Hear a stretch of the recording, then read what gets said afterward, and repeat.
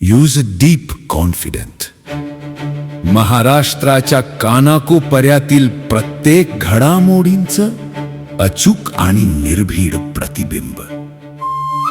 ताज्या राजकारणाच्या बातम्या, शिक्षणातील बदल, गुन्हेगारीवर करडी नजर.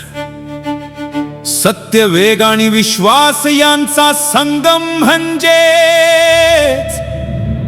अजिंक्य महाराष्ट्र न्यूज.